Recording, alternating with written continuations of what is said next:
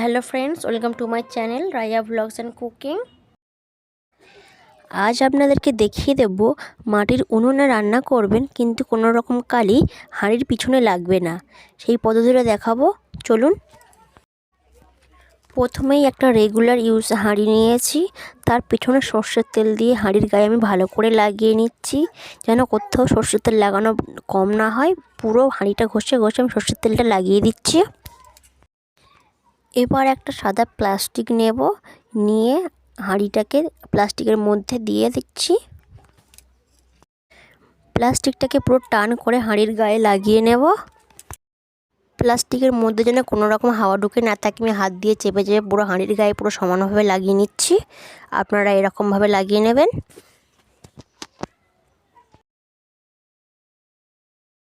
প্লাস্টিকের মধ্যে একটু হাওয়া ঢুকে গিয়েছে, সেই কারণে আমি প্লাস্টিকটা আবার খুলে ঠিক করে নিচ্ছি। দেখে নিন, আপনাদের যদি একটু হাওয়া লেগে ঢুকে থাকে তাহলে আপনারা আবার ঠিক করে নেবেন। আপনারা এরকমভাবে বাড়িতে একবার ট্রাই করে দেখবেন, অবশ্যই হাঁড়ির পিছনে কোনো রকম কালি পড়বে না। খুব সহজেই আপনারা কোনো কাজ, রান্না, ভাত বলুন, যা রান্না করবেন কোনো প্রবলেম হবে না। খুব সহজে প্লাস্টিকটা খুলে দিলে কালি লাগবে না হাঁড়ির পিছনে। প্লাস্টিকটাকে হাঁড়ির গায়ে খুব ভালো করে লাগানো হয়ে গেছে। এবার আমি একটা দড়ি নিয়ে টাইট করে হাঁড়ির মুখের কাছে টান করে বেঁধে দেব।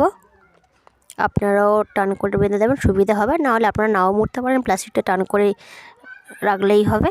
আমি একটা দড়ি ব্যবহার করছি, করে প্লাস্টিকটাকে ভালো করে গুটিয়ে নিয়ে দড়ির মধ্যে রেখে দেবো। এই ভিডিওটা বেশি বেশি শেয়ার করবেন, এই ভিডিওটা দেখলে সবার উপকারেও আসবে। আমার পুরো রেডি হয়ে গেছে। আপনারা এই হাঁড়িতে রান্নাও করতে পারেন। আমি কতটা রান্না করবো খুব সহজে একটা রেসিপি করে দেখিয়ে দিচ্ছি। ম্যাগি, নর্মাল যেরকম ম্যাগি বানাই। প্রথমে উনুনটা ধরে নিতে হবে। হাঁড়ি বসিয়ে উনুন ধরাবেন না, আগে উনুন ধরিয়ে নেবেন, তারপরে হাঁড়ি বসাবেন। ম্যাগি বানানোর জন্য প্রথমেই দিয়ে দিচ্ছি জল। উনুনটা কত সুন্দর জ্বলছে দেখুন, কিন্তু হাঁড়ির গায়ে প্লাস্টিক লেগেও যাচ্ছে না। এদিকে ম্যাগির জল ফুটেও এসেছে। এবার কেটে দিয়ে দিচ্ছি দুটো ম্যাগি। ম্যাগি দুটো প্রায় সিদ্ধ হয়ে এসেছে। এবার আমি ওপর থেকে দিয়ে দেবো ম্যাগি মশলা দুটো। একটা খুন্তি দিয়ে আমি ম্যাগিটাকে ভালো করে নাড়ে মশলাটা গায়ে লাগিয়ে নিচ্ছি।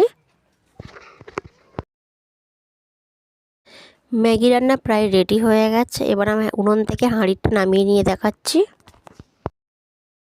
হাঁড়ির মধ্যে ম্যাগি রান্না থাকার অবস্থায় আমি তোমাদেরকে হাঁড়ির গা থেকে প্লাস্টিকটা খুলে দেখাচ্ছি।